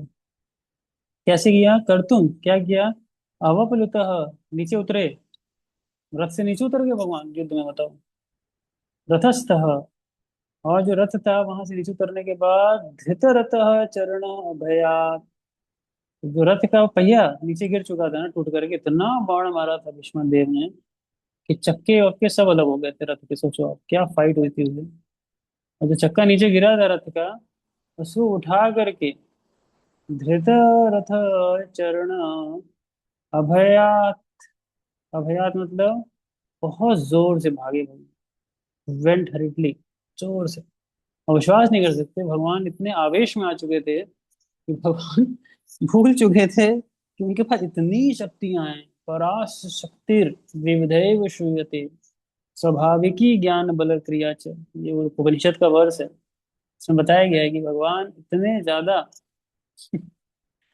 मतलब भाव विवेश में आ गए थे, गुस्से में आ गए थे, विश्वास नहीं करोगे कि सब भूल गए। क्या भूल गए, पहले तो मेरे पास खुद ही सुदर्शन है, सुदर्शन चलाना था ना मेरे को, मैं रथ की मतलब रथ का चाहिए पक्का चाहिए, चक्का क्यों उठा रखा है मैंने, मेरे पास तो अपने आप ऑटोमेटिक है, बस इन्वोक करना है सुदर्शन आ जाएंगे। तो पहला तो वही भूल गए। दूसरा रथ को अगर चक्का चलाना भी था, लेट सपोज पहिया चलाना भी था, तो वहीं से फेंक देते। ऐसा थोड़ी भगवान को शक्ति नहीं है, वहां से फेंकते लग जाता भीष्म को। उठा के सर पे भाग रहे हैं। सर पे उठा करके भाग रहे हैं भगवान, बताओ। वो बताते हैं कि जब भगवान मारने ही जा रहे थे, तो भीष्म भी कोई लड़ाई नहीं कर रहे थे, ड्रामा चल रहा था पूरा, फुल फ्लेज ड्रामा, इसी को लीला बोलते हैं। भगवान की जो ड्रामा होती है उसकी लीला बोला जाता है, तो फुल फ्लेज ड्रामा चल रहा है। भीष्म देव भी रथ के सामने खड़े होकर के अपना जो धनुष है, तीर है, सब नीचे रख दिए। बोले वाह भगवान, यही दर्शन तो करना था आपका, यही दर्शन करने के लिए मैं खड़ा था, यही दर्शन करना था। ये दर्शन कहीं नहीं मिलता है, क्या दर्शन है, पूरे भाव में है भगवान। आप सोचो ना, हमें भी प्रार्थना करनी चाहिए भगवान से कि भगवान कब वो दिन आएगा जब हम भी आपको ऐसे भावावेश में देखेंगे। अभी आप चुपचाप खड़े रहते हो, ना बोलते हो, ना कुछ रिप्लाई देते हो। सही कर रहा हूँ, नहीं कर रहा हूँ, क्या कर रहा हूँ लाइफ में, कुछ तो बोलो। इतने समय से आपकी वर्शिप कर रहा हूँ, रिस्पॉन्ड नहीं करते आप कभी लाइफ में। तो कहोगे सपने में आके बता दूंगा, ज्यादा बताऊंगा तो। ये सपना अपना क्या है, सामने कब शुरू होगा ये सब हमारे जीवन में? कभी तो शुरू हो नहीं। एस्पिरेशन होनी चाहिए भक्तों में, कब तो जीवन आएगा कि भगवान हमें, भगवान को भाव में देखने का अलग आनंद है। भगवान एक्चुअली रस के सागर हैं, और उससे जो रस का सागर जब एजिटेट होगा, तो कितना आनंद आएगा देखने में उसको। तो कृष्ण भाव में होंगे तो एक अलग ही फीलिंग क्रिएट करेंगे, एक अलग ही आनंद क्रिएट करेंगे। कृष्णा ये अगर खाली खड़े रहे अच्छा नहीं लगेगा वक्त को। विष्णु से बहुत आनंद, तो बहुत आनंद, जो आनंद की सीमा नहीं थी उनकी, जो मानना पड़ेगा। भगवान कितना प्रेम करते हैं मेरे से, बताओ। हर वक्त के लिए होना चाहिए कि हम सबको भगवान सही में बहुत प्रेम करते हैं। और समस्या यही है कि बस भूले बैठे हैं और कुछ नहीं। जिस दिन वो चीज याद आ जाएगी ना हमें, भगवान को नहीं। भगवान को सब याद है। जिस दिन हमें याद आ जाएगा कि हमारे भगवान से इतना गहरा संबंध है और हम सबका यूनिक यूनिक संबंध है, तब लाइफ चेंज हो जाती है। और उदाहरण देते हैं, भया चलद गुहु हरि व हंतुम विभम गत उत्तरीयः। हरि रिव हंतुम, एग्जाम्पल दे रहे हैं। हरि रिव, हरि, हरि इनको ही बोलते हैं, शेर को। बब्बर शेर होता है ना। हरी रिवा हंतम। आप कभी देखो, पता नहीं कि नेशनल ज्योग्राफी पे या कभी एनिमल प्लेनेट ऐसे चैनल पे कभी देख लेना खोल करके, तो शेर हमला करता है ना हाथियों के झुंड पे, भयानक हमला होता है। जैसा तेजी से दौड़ते हुए आएगा और झपट्टा मारेगा हाथी के ऊपर। तो वही चीज बता रहे हैं, हरी रिवा हंतुम। हाँ, हरी क्या हुआ, to kill, purpose was to kill हंतुम एवं गत्तोत्री। इतने गुस्से से भगवान बड़े थे, ऐसे हाथी को मारने दौड़ते हैं ना, शेर उस तरह से बड़े, और इतने गुस्से से उतरी गिर गई। एक्चुअली उतरी क्यों मेंशन कर रहे हैं, उतरी क्योंकि उतरी एक सम्मान होता था। किसी के शरीर से अगर उतरी गिर जाए या किसी के शरीर से क्षत्रिय उतरी उतार दे, माना जाता था कि योद्धा है। जैसे पहले समय युद्ध होता था, चैलेंज होता था ना, अगर अपने ओपोनेंट किंग की उतरी को आप जीत करके ले आए वापस, मतलब हरा करके लेके आए, हरा करके आए उसको। उतरी एक मान का, एक सम्मान का वो होता था, सिंबल होता था। जैसे पगड़ी होती है ना, आप जानते हो ना, कई जगह, कहीं राजस्थान, राजस्थान में कभी जाओगे, या हरियाणा में मैंने देखा है, हरियाणा में, राजस्थान में, कि कोई अगर अपनी पगड़ी आपके चरणों पे रख दे, नीचे उतार करके ऐसे पगड़ी, मतलब कहने का मतलब उसने पूरा अपना सब कुछ दे दिया आपको, नथिंग इज लेफ्ट। तो बहुत तो वो माना जाता है इस चीज को, मतलब तिरस्कृत भी मानते हैं बड़ा, या तो सामने वाले को बहुत सम्मानीय भी माना जाता है, कई सारे इसके अंडरस्टैंडिंग। तो भगवान के शरीर से क्या हुआ, उतरी गिरी। और वो इतना, मतलब ये मेंशन क्यों कर रहे हैं कि भगवान तो सही में बहुत स्ट्रांग भावावेश में आ चुके थे। और आने के बाद भीष्मदेव कह रहे हैं कि भगवान मेरी ओर चार्ज, खूब स्पीड में दौड़ रहे थे। बस गोइंग लाइक दिस, बस गोइंग लाइक दिस। ठीक है, so I will stop here for today. फिर हम लोग नेक्स्ट टाइम पे इनके और भी लीलाओं को पढ़ेंगे। लीला बहुत सुंदर है, बहुत सुंदर है। तो जितना सुनेंगे, पढ़ेंगे, मेडिटेट करेंगे, हमारे कृष्ण के अंदर और एब्जॉर्प्शन बढ़ेगा, कृष्ण के फॉर्म के प्रति एब्जॉर्प्शन बढ़ेगा, कृष्ण में रति बढ़ेगी हमारी। So that is for today. Okay, हरे कृष्ण, शिला प्रभुपाद की जय, अनंत कोटि वैष्णव की जय। तब किसी के प्रश्न हो तो वो पूछ लेंगे फिर हाँ, गौरव को बोलिए। हरे कृष्ण जी, धन्यवाद प्रणाम जी। धन्यवाद प्रणाम। यस तो जी, मुझे एक आपने आज गुरु तत्व के बारे में कुछ बताया बीच में, तो मुझे उसी के बारे में कुछ जानना था। शिक्षा गुरु, दीक्षा गुरु, पद प्रदर्शक गुरु के बारे में बताया। तो गुरु जी, हम्म मैं कई बार एक चीज को तो लेके थोड़ा सा मन में ये रहता है कि जैसे, तो मतलब जैसे वैसे कंपेयर हमें किसी पे करना नहीं चाहिए, लेकिन मन में कोई प्रश्न आ जाता है तो उसका उसके सॉल्यूशन के लिए मैं ये बात पूछ रहा हूँ बस, कि कंपैरिजन नहीं कर रहा हूँ किसी के बीच में। तो हमारे जीवन में शिक्षा गुरु बड़े होते हैं, दीक्षा गुरु बड़े होते हैं, पथ प्रदर्शक गुरु बड़े होते हैं। हमें हर किसी को किस भाव से और किस दृष्टि से देखना चाहिए, इस बारे में अगर आप थोड़ा सा बता सकें मुझे। या दीक्षा, बस। मैं कई बार देखता हूँ कि दीक्षा गुरु को जो डिवोटीज होते हैं, वो दीक्षा गुरु के को लेके मतलब थोड़े से ज्यादा डिवोटेड होते हैं। तो उसका भी क्या कारण है, या तो इस बारे में कुछ थोड़ा सा। देखिए बड़ा सिंपल है, सब गुरु तत्व एक समान होते हैं, पहली बात तो इस बात को मेंशन करते हैं कविराज गोस्वामी फर्स्ट चैप्टर में, या पढ़ रहे होगे फर्स्ट चैप्टर रात की रीडिंग में चरितमृत में तो आएगा, 40-50 श्लोक के आसपास आता है। यहाँ पे शिक्षा गुरु दीक्षा गुरु वृंद सभी को प्रणाम कर रहे हैं वो। शिक्षा गुरु में वो एक वर्ड्स कोट करते हैं कविराज गोस्वामी, सोमगिरी बिलवल मंगल ठाकुर ने सोमगिरी को भी प्रणाम किया, चिंतामणि को भी प्रणाम किया दोनों को प्रणाम किया। अब सोमगिरी तो समझ में आते हैं उनसे दीक्षा प्राप्त की थी। अब चिंतामणि क्यों, चिंतामणि से तो कोई दीक्षा तो प्राप्त की नहीं थी। चिंतामणि बहुत बड़ा रोल प्ले की थी। चिंतामणि ने क्या किया था, उनको इंस्पायर किया था। जानते हो चिंतामणि कौन थी ना, वेश्या थी, जिसके यहाँ रोज जाया करते थे, बिना छुट्टी के जाते थे, रोज बिलवल मंगल ठाकुर पहुंच जाते थे। एक दिन भी हॉलीडे नहीं किया उन्होंने। मतलब ये तो डिस्क्रिप्शन आ रहा है कि वाइफ उनकी रोकी, भाई बारिश हो रही है, आंधी हो रहा है, तूफान चल रहा है, क्यों जा रहे हो। मना कर दिया, नहीं आज भी जाऊंगा। मैंने तो बहुत एक्सट्रीम वर्जन सुना है, मैं इसको वो नहीं कर सकता। कई लोग तो बताते हैं कि एक वर्जन मैंने ये भी सुना है कि वो मर गई तो उसकी लाश बह के जा रही थी पानी के ऊपर। तो पानी के ऊपर लाश के ऊपर उस लाश का सहारा लेकर के वो नदी पार करके दूसरी तरफ गए थे चिंतामणि से मिलने। चिंतामणि आज सोची कि आज तो छुट्टी, आज नहीं आएंगे ये, आज तो इतना बारिश हो रहा है, आज कैसे आएंगे। तो फिर भी क्या हुआ, चिंतामणि के पास वो पहुंच गया, रस्सी उस्सी पकड़ के किसी तरह छलांग मार के पहुंच गया। जब पहुंचे तो पहुंचने के बाद चिंतामणि शॉक हो गए उनको देख करके, बोले भाई इतनी आंधी तूफान इतना कुछ, तुम आ गए आज भी। तो फिर चिंतामणि ने एक बात बोली उनको, तो उनको पूरा हिट कर गया। उन्होंने बोला कि अगर इतनी उत्कंठा, इतनी आसक्ति तो तुमको मेरे देह में है, मेरे शरीर में है, अगर उतना तुमको भगवान में हो जाता ना, तो तुम्हारा क्या कहना। ये बात अंदर तक हिट कर गई बिलबल ठाकुर को। बस उसने प्रणाम किया चिंतामणि को उसी दिन, तो वृंदावन की ओर निकल गया। तो अभी हम लोग भजन गाते हैं ना चौराष्टकम, बिरबल मंगल ठाकुर ने लिखा है ना, वजे प्रसीदम नवनीत चौरम गोपांगना नाम यदुकूल अनेक जन्मार्जित पाप चौरम चौराग्रगण्यम पुरुषम नमामि। है ना, बड़ा सुंदर भजन है। बिरबल मंगल ठाकुर ने लिखा है इसको, सोचो चिंतामणि को इसलिए प्रणाम करते हैं, इंस्पिरेशन दिया। now coming to the point, इन सब की इंपॉर्टेंस होती है, ठीक है। अब थोड़ा डिटेल में जाओगे तो ये देखोगे एक्चुअली में शिक्षा गुरु की ज्यादा इंपॉर्टेंस होती है। कैसे होती है, क्योंकि शिक्षा गुरु से कंटिन्यूस लेवल पे व्यक्ति को दिव्य ज्ञान प्राप्त होता है। और दीक्षा गुरु वन टाइम, एक बार क्या होता है, वन टाइम दीक्षा प्राप्त होती है। अब दीक्षा गुरु शिक्षा गुरु वो एक व्यक्ति हो सकता है, कैन बी वन पर्सन, होता भी है। नॉर्मली लोग दीक्षा जब लेते हैं तो कैसे होता है कि they hear from one Guru for a long time, और जब सुनते हैं बहुत समय तक, तो सुनने के बाद फेथ डेवलप करते हैं कि हमें इनसे दीक्षा लेनी है, तो फिर हम दीक्षा ले लेते हैं। तो वो शिक्षा गुरु भी होते हैं, दीक्षा गुरु भी होते हैं, ठीक है। अब नेक्स्ट लेवल पे चलते हैं।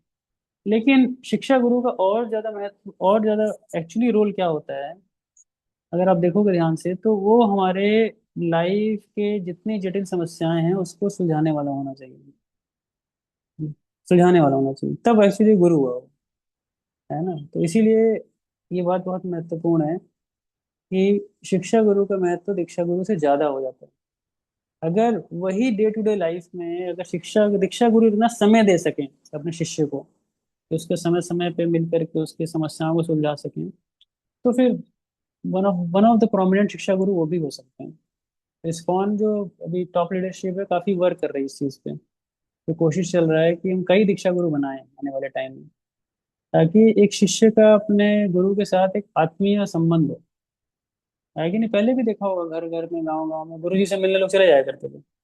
गए गुरु जी के पास, बैठे बैठे बात बात किए, थोड़ा कंसल्टेशन किया उनसे, क्वेश्चन आंसर किया, पूछा, और फिर अपना घर वापस आ गए। तो बड़ा एक गुरु भी समय देने वाले होते थे। अभी क्या मूवमेंट इतना रैपिडली एक्सपेंड कर रहा है कि बहुत सारे दीक्षा गुरु आज भी, मैं बताऊं आपको, दीक्षा देना नहीं चाहते हैं उनका। लेकिन क्या करें, ऑप्शन नहीं ज्यादा। लेकिन कोशिश चल रही है कि कई दीक्षा गुरु बनाए जाए आने वाले टाइम में। मतलब आपका समझ लो कि हर शहर में कम से कम 15-20 दीक्षा गुरु हैं ताकि लोग जाएं और जाके उनसे पूछें, समझें और शिक्षा लें। तो शिक्षा का ज्यादा महत्व है दीक्षा के मुकाबले। तो एक लेक्चर है भानु स्वामी महाराज का, देखता हूँ मैं, मिलता है तो आपको शेयर करता हूँ। फरवरी में दिया महाराज ने, 2025। कहीं मिले नेट पे तो कोई शेयर कर सकते हैं, लास्ट ईयर का फरवरी मंथ में दिया है मायापुर में। मायापुर टीवी पे होना चाहिए, चेक कर लेना आप लोग। भानु स्वामी महाराज का लेक्चर है। तो बहुत ही अच्छी अंडरस्टैंडिंग दी महाराज ने कि शिक्षा गुरु का क्या स्तर होता है। जैसे महाराज 96 में दीक्षा गुरु बन गए थे, लेकिन महाराज ने फिर कभी आज तक दीक्षा नहीं दी, बहुत ही कम दीक्षा दी है, बहुत ही कम दीक्षा दी उन्होंने। क्योंकि वो बिलीफ रखते हैं कि shiksha is most important then diksha. That is- ठीक है। गुरु जी एक एक चीज रह गई है गुरु जी इसमें। तो हम्म। गुरु जी फिर मैं शिक्षा गुरु का जो महत्व है गुरु जी वो क्लियर हुआ इसमें मुझे। लेकिन फिर हमारे जीवन में जो दीक्षा का जो महत्व है या दीक्षा गुरु का क्या महत्व है? दीक्षा वन मुझे टाइम वो थोड़ा। प्रोसेस है, बस दीक्षा ले लीजिए, हम्म। मंत्र मिल गया, जप करिए। लेकिन उस मंत्र का अर्थ तो शिक्षा गुरु ने बताएंगे। वो जो मंत्र जप कर रहे हैं उसका अर्थ कौन बताएगा? मंत्र प्राप्त करने से सब कुछ नहीं, सारी सिद्धि नहीं हो जाती है इसलिए हम लोग यही सोचते हैं कि मंत्र मिल गया, हो गया, हम सिद्ध हो गए। भाई मंत्र के बाद मंत्रार्थ, मंत्र का अर्थ भी होता है। और मंत्र के बाद, अर्थ के बाद वो मंत्र रिवील भी होता है गुरु के पास। तो यहाँ पे दीक्षा गुरु का लाइफ लॉन्ग रोल होता है, शिक्षा गुरु का, सॉरी। तो दीक्षा गुरु ही शिक्षा गुरु हो सकते हैं, फिर मैं कह रहा हूँ इस बात को, ये कैन भी। पॉइंट है फिर, दीक्षा गुरु को उतना समय देना पड़ेगा शिष्य को अपने। ये वो ये भीड़ में बैठा के, बुरा मत मानना, मतलब मैं भी उसका ही पार्ट हूँ। बट पॉइंट है कि भीड़ में बैठा के एक रफ्तार से सबको दीक्षा दे देना, दैट्स ओके। लेकिन फिर भी मैं कह रहा हूँ कि दीक्षा गुरु की ही एक मजबूरी है, बिकॉज अभी इतने दीक्षा गुरु हैं नहीं जो इतना डिवाइड कर सकें। पर आइडियली स्पीकिंग शिक्षा गुरु का ज्यादा बड़ा रोल होता है दीक्षा गुरु के मुकाबले, जो हमें भजन सिखा सके। अभी अब इंटरेस्टिंग है, मैं तो आपको और कुछ टर्म यूज करूंगा तो और कंफ्यूजन बढ़ जाएगी आप लोगों की। भक्तिनाथ ठाकुर ये भी लिखते हैं कि ये दोनों गुरु के अलावा एक गुरु और होते हैं, इसको भजन गुरु भी बोलते हैं। तो भजन गुरु ये होते हैं जो आपको भजन करना सिखाएं, भजन कैसे होता है भगवान। और इनसे भी एक और हाथ आगे हैं, वो उसको कहते हैं महत गुरु। महत गुरु, महत गुरु कौन होते हैं? महत गुरु वो होते हैं कि जो इतना एक्सक्लूसिव टाइम आपको दें कि आपके अंदर अगर राग भक्ति को प्रैक्टिस करने की इच्छा है तो आप जाओ गुरु के शरणागत हो और गुरु से पूछो कि मैं इस राग भक्ति का पालन करना चाहता हूँ, आप राग भजन में दिख रहे हैं मेरे को, तो मैं कैसे इस राग भजन को प्रारंभ करूँ। जैव धर्म जो ग्रंथ लिखा है भक्तिनाथ ठाकुर ने, उसमें बड़ा डिटेल में इस बात को बताया उन्होंने कि कैसे गुरु शिष्य को अप्रोच करता है, फिर शिष्य गुरु को 1 साल टेस्ट करता है, तो गुरु शिष्य गुरु को भी करता है, गुरु भी शिष्य को करता है। 1 साल टेस्टिंग पीरियड होता है दोनों में। एक दूसरे को खूब टेस्ट कर लेते हैं कि हाँ जी ये राग मार के गुरु हैं, तो इन गुरु के अंदर भी राग भजन है। और शिष्य भी, गुरु भी शिष्य में देख लेता है कि सिंसियर है कि खाली टाइम पास करने आया हुआ है। फिर उसको राग भक्ति के बारे में सिखाते हैं, भजन सिखाते हैं। भजन करेगा, भजन करते करते उसके अंदर कुछ सटल इमोशंस आएंगे भगवान को लेकर के, वो उससे मतलब वेरीफाई करेगा गुरु से जाकर के, क्योंकि ये हमें नहीं समझ में आएगा कि आप हमारे अंदर इमोशन चल रहे हैं। तो जब वेरीफाई करेगा तो गुरु उसको बताएंगे कि ठीक है, तुम इस मार्ग में ऐसे ऐसे आगे बढ़ो, इस चीज का श्रवण करो, इसका कीर्तन करो, इसका भजन करो, कृष्ण के स्वरूप को मेडिटेट करो, भगवान के इस पास टाइम पे करो। ऐसे बहुत डिटेल्स हैं इसकी, तो ये बताते जाएंगे। और अगर आप गुरु को फॉलो करते जाओगे, करते जाओगे, करते जाओगे, एक दिन आप अपने आप को कृष्ण की लीला में देखोगे तो बहुत सारे लेवल्स हैं, बहुत सारे लेवल्स हैं, इसलिए बहुत आगे बढ़ना है भक्ति में, तो हमें इन सबको जानना चाहिए क्या है क्या। और जिस दिन हमको वैसे गुरु मिलते हैं राग राग मार्ग में, जो हमें सिखा सकें राग भजन, उस दिन देखना, उस दिन बहुत बड़ा एक चमत्कार होता है जीवन में। चमत्कार मतलब मुझे लगता है कि हमने खोया हुआ बड़ा धन प्राप्त कर लिया। फिर जो गुरु के प्रेयर्स के पीछे जो इमोशंस कैरी करनी नहीं कर पाते ना, कई बार बहुत ड्राई हो जाती है, जैसे गुरु पूजा भी गाएंगे, श्री गुरु चरण पद्म, उस समय तो बड़ा औपचारिक हो जाता है, अरे यार रोज करना ही करना है, चलो कर लेंगे। 4 साढ़े 4 बजे मंदिर में आके खड़े हो जाएंगे, संसार दावन लीडल कर है, संसार दामन क्या करे, कोई फर्क तो पड़ नहीं रहा हमें। तो अभी बहुत मैकेनिकल है सिस्टम। तो उस मैकेनिकल सिस्टम के पीछे फीलिंग्स तब आएंगी, गुरु की महानता तब रियलाइज होगी, तब जब जा करके हम अम, वास्तविक में हम भी राग में इंटरेस्ट हो, पहला चीज तो हमारा भी राग भजन में इंटरेस्ट हो, और सामने वाला गुरु भी वैसा हो। ठीक है, ये है पूरी कहानी। ठीक है, इसका विस्तार सेकंड पार्ट पूरी में बहुत और डिटेल में डिस्कस किया जाएगा। तो ये है, क्योंकि वहाँ वो स्थान है कि पूरा लंबा क्षेत्र है। भगवान श्री चैतन्य महाप्रभु ने प्रेम की पराकाष्ठा प्रकट की है वहाँ पे। तो वहाँ पे और आनंद आएगा, जिस किसी स्थान पे रह के सुनने में कोई चीज का आनंद आता है, वो माहौल होता है वहाँ का। वहाँ का प्रसाद खाओगे, हवा लगेगी वहाँ की, ठंडी ठंडी हवा, गरम गरम हवा जो भी होगी। उसके बाद वहाँ का चावल होगा, वहाँ का अन्न होगा, जगन्नाथ जी की कृपा होगी, तो ये सब बातें कुछ कुछ घुसना शुरू हो जाएंगी। कि मैंने पहली बार जीवन में जब महाप्रभु के अंत्य लीला के बारे में सुना, और खास से गंभीरा को देखा, और इतने ऊंचे भावों को भगवान के देखा ना, बहुत टच किया। और लगा कि देखो, ये मनुष्य जीवन मिला है इस राग भक्ति को प्राप्त करने के लिए। तो इसको प्राप्त करने का एक मार्ग है, और है पूरा लिखा हुआ है, एक एक चीज लिखी है, खोल खोल के बस दिखाया जा सकता है वो। लेकिन वही है कि बहुत ही फॉर्चुनेट लोग ही समझ पाते हैं इस चीज को, नहीं तो बहुत लोग समझ नहीं पाते क्या चीज है। नॉनलेस बस आपको बता दी बहुत नटशल में, तो इट्स अ लॉन्ग जर्नी। ठीक है, अभी और हाथ खड़े हो गए लगता है, इस बात ने और कंट्रोवर्सी क्रिएट कर दी है। नहीं कोई बात नहीं, ऐसी बातें चर्चा होनी चाहिए। ठीक है, आदि नारायण को बताओ। हरे कृष्णा गुरु जी। मुझे मेरे दो क्वेश्चन थे। हम्म। एक क्वेश्चन तो जैसे स्टार्टिंग में जो आपने एक पॉइंट शेयर किया था हम्बलनेस का, हम्म। कि हम्बलनेस प्रैक्टिस करना और एक जेन्युइन हम्बलनेस। हम्म। जनरली अपने केस में देखा तो गुरु जी हम लोग प्रैक्टिस ही करने का प्रयास करते हैं, जेन्युइन हम्बलनेस होती नहीं है। तो इसको कैसे समझ सकते हैं इस पॉइंट को? देखो, कोई अच्छी चीज प्रैक्टिस करना कोई बुरा नहीं है, करना भी चाहिए कुछ। लेकिन कई बार हमारी ह्यूमिलिटी जब टेस्ट हो ना, तो उस टेस्ट में खरे उतरना चाहिए। अब जैसे अब जैसे अब देखोगे, शिवानंद सेन थे। शिवानंद सेन पूरा यात्रा मैनेज करते थे, बंगाल से भक्तों को लेके जाना, जगन्नाथपुरी, टोल टैक्स भरना, रहने खाने क्या क्या व्यवस्था नहीं करनी पड़ती थी उनको, बहुत व्यवस्था। अब एक दिन भाई किसी कारण से टोल नहीं भर पाए, लेट हो गया, लोग वेट कर रहे थे, प्रसाद का अरेंजमेंट भी नहीं हुआ, नित्यानंद को गुस्सा आया, खींच के एक लात मारी शिवानंद सेन को। तो शिवानंद सेन को मारे तो शिवाजी ने बहुत आनंद में आ गया, वाह ये क्या कमाल हो गया, नित्यानंद को भी लात पड़ गई आज तो। तो जब ऐसे कभी ओकेजन आए कि जब हमें कुछ ह्यूमिलिटी के अगेंस्ट रिवर्सल मिल रहा हो अपोजिट साइड से, उस समय आदमी को सही में ह्यूमिलिटी प्रैक्टिस करनी चाहिए। Now is the time to practice humility. अब तक जो किया सो किया, लेकिन अब जरूर करना चाहिए practice.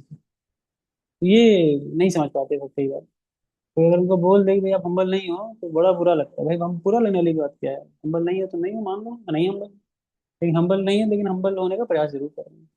Humility is a very genuine quality, very genuine quality, ऐसी जेन्युइन क्वालिटी है ना, जो आपको भी बड़ा अंदर से रिलीफ फील कराती है। और आपके आसपास लोग रहते हैं वो भी बहुत लाइट हार्टेड फील करते हैं। It's a very good quality मैं कहूँगा, और भगवान को रियलाइज करने के लिए तो बहुत ही अच्छी क्वालिटी है।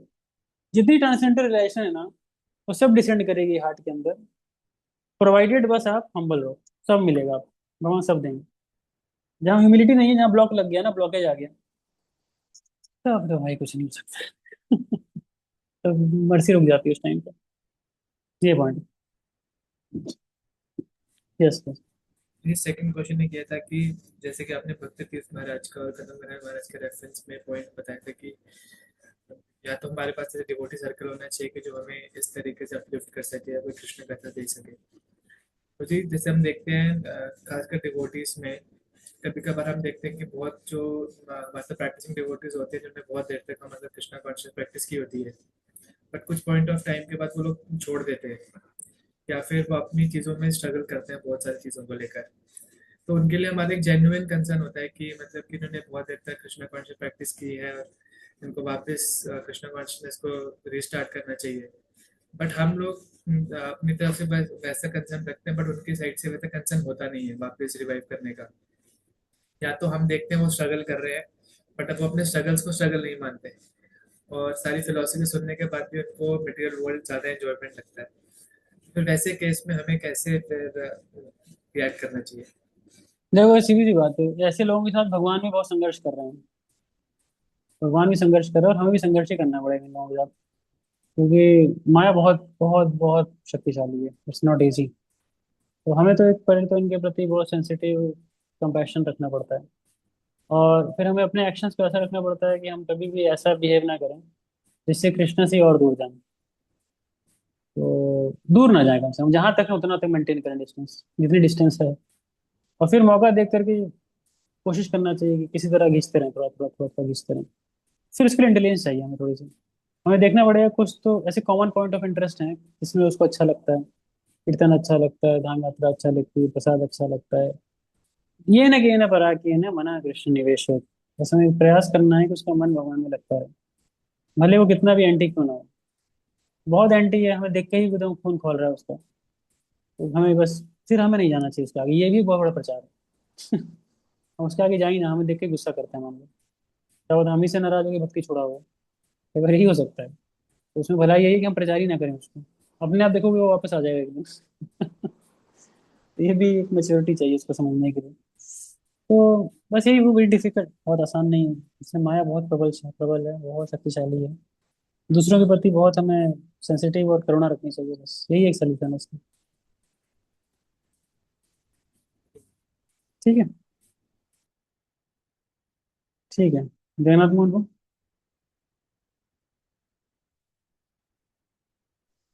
हरे कृष्ण भाई, दंडवत प्रणाम। धन्यवाद प्रणाम। तो जी, मेरा प्रश्न था, जैसे अभी हमने मतलब जो है शिक्षा गुरु, दीक्षा गुरु और मद गुरु और भजन गुरु के बारे में भी सुना। अब आज सुबह मैं लेक्चर सुन रहा था जर्नलिस्ट भक्ति वेदांत रुक्मणी कृष्ण महाराज जी का। तो उसमें मतलब प्रभुपाद जी के जब हम पास टाइम देखते हैं कि जो प्रभुपाद जी के जितने भी डिसाइपल्स थे, उनके पास में बहुत ही मतलब कम समय था प्रभुपाद जी के साथ का, हार्डली 10 ईयर्स। और कुछ कुछ शिष्य तो ऐसे थे जिनको मतलब हार्डली साल या 2 साल का ही मतलब प्रभुपाद जी के साथ में वो रहा होगा।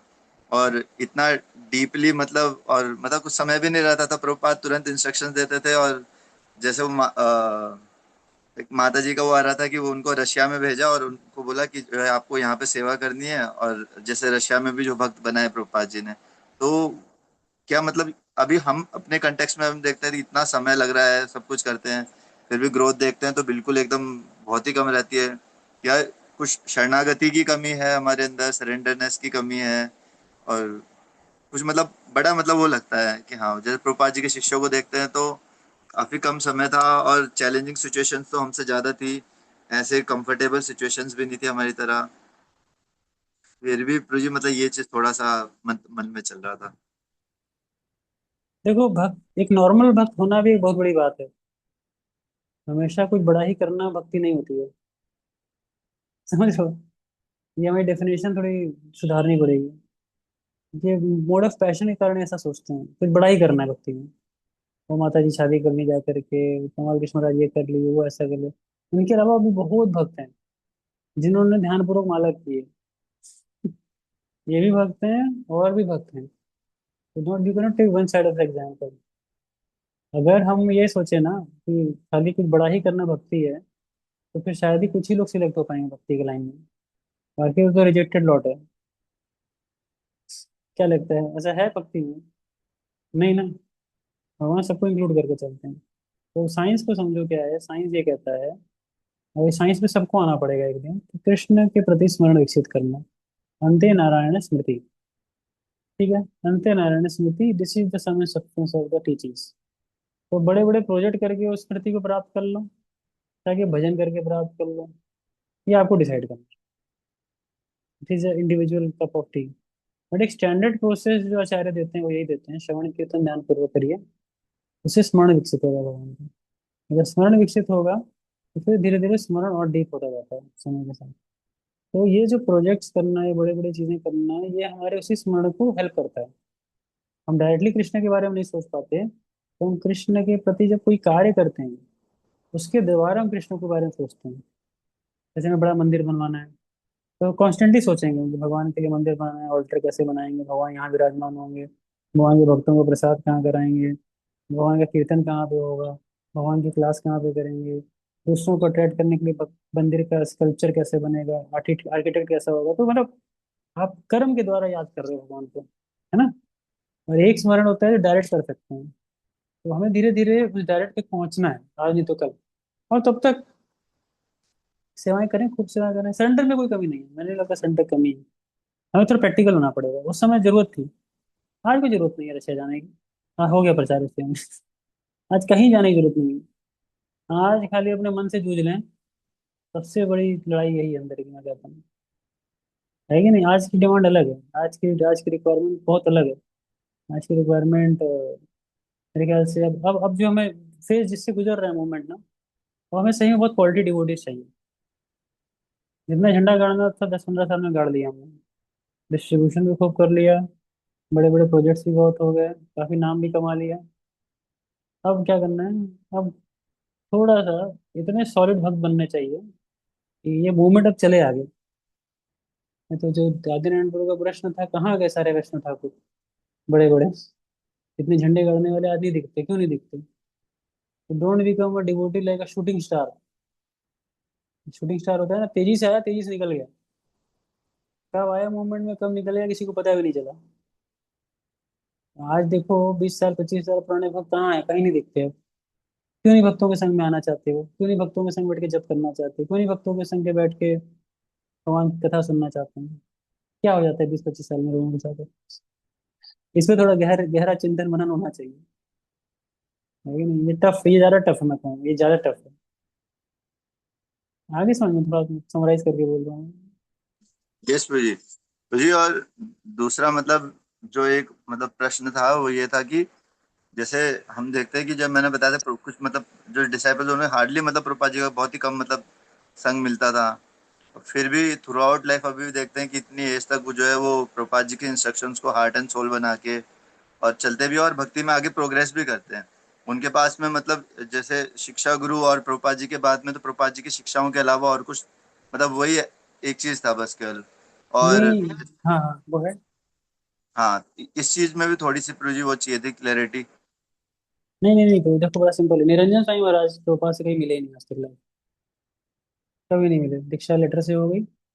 लेकिन मैंने कहा ना, गुरु तत्व तो मैनिफेस्ट करता है। तो अपने गुरु भाइयों में गुरु देखा उन्होंने। अपने जो स्पिरिचुअल अपने गुरु भाई थे ना, परम पूज्य राधानाथ महाराज थे, और अन्य जितने बड़े बड़े उनके महाराज वगैरह थे, उनमें उन्होंने प्रभुपाद को देखा है। तो प्रभुपाद को बुक्स में भी देखते हैं, डिटीज में भी देखते हैं, और भक्तों में भी दिखेंगे आपको, अगर देखना चाहोगे तो गुरु तत्व हैं। याद रखें, तत्व है। जैसे मैंने अग्नि का एग्जाम्पल दिया ना, अग्नि मोमबत्ती के अंदर भी है, लकड़ी के अंदर भी है, पेट्रोल के अंदर भी है, डीजल के अंदर भी है, सबके अंदर अग्नि है। तो तत्व ऐसे होता है। तो गुरु तत्व वो कहीं भी हो सकता है, किधर भी हो सकता है, जो हमें प्रेरित कर दे इंस्ट्रक्शन के द्वारा भक्ति करने को लेकर के, वो गुरु तत्व हो जाता है, बहुत डिफॉल्ट, बाई डिफॉल्ट हो जाएगा। ये साइंस थोड़ा सा समझना पड़ेगा अपने को। नहीं तो होगा कि हम इम्पर्सनलिस्टिक आइडिया की ओर चले जाएंगे। डिथ्विगिज्म यहीं से तो आता है, जहाँ पे लिविंग गुरु नहीं मानते। भाई आपको एक लिविंग गुरु बहुत जरूरी है। और मैं कह रहा हूँ आज टेक्नोलॉजी में एआई आ चुकी है। एआई को कैसे हैंडल करना है, उसके लिए लिविंग गुरु चाहिए। और प्रभात का पूरा डेटाबेस ढूंढ के दें इन लोग। तो एआई पे एक भी इंस्ट्रक्शन मिले तो बताओ। प्रभात का जो इंस्ट्रक्शन है, डेटाबेस है ना, लाइटर्स हैं, कन्वर्सेशंस हैं, ढूंढो उस पे प्रभात एआई पे क्या बोला है। अब एआई से संबंधित कुछ प्रश्न आपको पूछना है तो किससे पूछोगे? यार कोई जीवित व्यक्ति ना आज के समय में चाहिए ना। तो कंटेम्प्रेरी टाइम्स में कोई चाहिए होता है हमेशा, साइंस यही कहता है। परंपरा भी चाहिए आपको, पीछे की परंपरा। और कंटेम्प्रेरी टाइम में कोई व्यक्ति चाहिए जो उस परंपरा के साथ आप कनेक्ट कर सके। यही तो गुरु होते हैं। गुरु का मतलब क्या हुआ? गुरु का मतलब हुआ कंटेम्प्रेरी टाइम में आपको उस परंपरा से जोड़ सके। सिंपल। आया समझ? ठीक है, आशीष वो लास्ट में। हरे कृष्ण प्रभु, thank you so much for meeting class. मुझे मतलब दो क्वेश्चन थे। पहला, जैसे आपने स्टार्टिंग में बताया कि अर्जुन बहुत ही इंट्रोस्पेक्टिव थे और उन्होंने मतलब बहुत इंट्रोस्पेक्ट किया अपने सिचुएशन को, और फिर उन्होंने बहुत सारे तर्क दिए भगवान को। और फिर लास्ट में देखते हैं प्रभु जी इंट्रोस्पेक्टिव मतलब तर्क देने के बाद डिस्करेज भी हो जाते हैं, कहते हैं भगवान मैं युद्ध नहीं करूंगा। तो कई बार ना प्रभु जी सेम सिचुएशन मेरे भी होती है, बहुत ज्यादा मतलब इंट्रोस्पेक्ट करते हैं कि प्रभु जी ये सेवा मैं इसलिए करता हूँ, ये हो जाता है, ऐसे हो जाता है। तो ये बोलते हैं कई बार भक्तों को अंतर्मुखी भी होना चाहिए, इंट्रोस्पेक्ट करना चाहिए। तो किस क्या लिमिट है प्रोजेक्ट, कितना लिमिट तक करना चाहिए, और मतलब सही तरीका क्या है इंट्रोस्पेक्ट करना? इंट्रोस्पेक्टिव होना चाहिए, स्पेकुलेटिव नहीं होना चाहिए। दोनों में फर्क होता है, introspective and being speculative. Speculative होते हैं अपने अंदर ही कुछ कुछ मनगढ़ंत बातें सोच रहे हैं बैठ के। इंट्रोस्पेक्टिव मतलब मैं कुछ ढूंढ रहा हूँ आंसर, बट मिल नहीं रहा है, सोच रहा हूँ, विचार कर रहा हूँ। तो मुझे भी गीता की हेल्प लेनी चाहिए। गीता ने खाली अर्जुन के लिए नहीं बोला है भगवान ने, yes speaking for me also. तो उसमें कुछ तरीके होते हैं करने के। एक है कि या तो गीता में, कई बार भक्तों को जब गीता नहीं पढ़ी होती, चलो कुछ भी उठा के पढ़ लो, तो प्रभुपाद के पर्पट से कई बार आंसर मिल जाता है। लेकिन गीता को 3 4 बार 5 बार अच्छे से पढ़े हैं ना, तो आपको आपको समझ में आएगा मेरी प्रॉब्लम क्या है, क्वेश्चन का आंसर कहाँ पड़ा हुआ है। वो रेफरेंस याद आ जाएगा आपको। उस रेफरेंस पे पढ़ सकते हो उठा करके डायरेक्टली, अगर इतना गीता पढ़ रखा है तो। नहीं पढ़ रखा है तो कोई बात नहीं, अब गीता को शुरू से अंत तक पढ़ो, बीच से कोई सेक्शन पढ़ो, आपको आंसर जरूर देंगे भगवान, फॉर श्योर। भगवान परमात्मा, जब तक आपको आंसर नहीं मिले गीता पढ़ना मत छोड़ो। पढ़ते रहो, पढ़ते रहो, पढ़ते रहो, पढ़ते रहो, पढ़ते रहो। देखो एक पॉइंट ऑफ टाइम पे जाके प्रभात के परपट आपको आंसर दे देंगे। फिर जो पढ़ा सुना समझा उसको किसी से कंफर्म भी करो, फिर लाइव लिविंग व्यक्ति से भी, ये बात है। ठीक है। Thank you Pradeep. Next last question Pradeep. जैसे आपने बताया प्रदीप, दो तरह के गुरु बताए थे आपने, भजन गुरु और महत गुरु। तो प्रदीप ये जैसे भजन गुरु का आपने बताया था जो आपके भजन को रेगुलेट करे, भजन को ऑब्जर्व करे, एंड महत गुरु का बताया जो पर्सनल टाइम दे और पर्सनल चीजों को करेगा। तो नहीं नहीं, प्रदीप ऐसे ऐसे डिवाइड नहीं होता है, ये समझाने के लिए बोला था। एक हाँ प्रकार से दोनों गुरु एक ही होते हैं, बट फिर भी आप बोलो, कंप्लीट बोलो पहले। हाँ, मतलब वही ये पूछे कि जैसे हम देखते हैं हमारे यहाँ पे पंजाबी बाग में मेंटर्स और काउंसलिंग सिस्टम है। तो कई बार हमारे मेंटर्स होते हैं वो हमारे भजन को भी देखते देखे हम कितना माला कर रहे हैं, कितना रीडिंग कर रहे हैं, उनको पर्सनल टाइम भी देते हैं, हमको गाइड भी करते हैं। सो कैन बी मतलब they are the part of shiksha guru, क्योंकि कुछ भी नहीं महाराज है, से। कुछ भी नहीं है, कुछ भी नहीं है, क्लियर कर देता हूँ मैं पहले। उनको प्रभुपाद साफ साफ कहते हैं, दे आर प्रोबेशनल शिक्षा गुरु। प्रोबेशनल में शिक्षा गुरु मतलब वो शिक्षा गुरु बनने की राह पे हैं। और अगर वो अच्छे से ऐसे गाइड करते रहेंगे लोगों को, डिटैच रहेंगे, विरक्त लोग रहेंगे, तो एक समय आएगा कि दे कैन बिकम शिक्षा गुरु। ठीक। फिर हो सकता है शिक्षा गुरु होंगे, इसको हम आइडेंटिफाई कर लें, वही बड़ा अच्छा व्यक्ति था शिक्षा गुरु, इतने साल से लोगों को गाइड कर रहा है, साफ सुथरा चरित्र है इसका, और कई सारे और क्राइटेरिया, तो फिर आपको दीक्षा गुरु बन गए। ठीक। अब बात आती है जब आपने भजन किया है अपना ना, डीप भजन किया है, और आप भी राग मार्ग के भजन पे हो, ध्यान से सुनना। तो वो इंटरनल जो एक रियलाइजेशंस और एक इंटरनल रेवलेशंस है ना आपका, आपके कृष्ण के साथ, कृष्ण के साथ, कृष्ण के पार्षदों के साथ, जब उस बात को आपको रिवील होता है ना, वो बात आपको रिवील होती है, तो आप उस भजन की डिटेल बता सकते हो उस शिष्य को जो कि सेम उसी मार्ग पे चलना चाहता है। जब तक आपको ही नहीं पता है, कुछ नहीं बता सकते, पहली बात। तो ये भजन की बहुत डिटेल्स होती हैं इसमें, इनर, उसमें जैव धर्म में सेक्शन दे देता हूँ, जैव धर्म पढ़ोगे तो उसमें बहुत चीजें बताई गई हैं। एंड में जाकर के भक्ति ठाकुर बड़ा अच्छा बताया, बहुत अच्छी किताब है। तो वहां पे सब इंटरनल डिटेल्स रिवील होती हैं, इंटरनल डिटेल्स, तो वो गुरु हमें मदद करते हैं उस इंटरनल डिटेल में और रिफाइन करने में, बहुत रिफाइन करते हैं।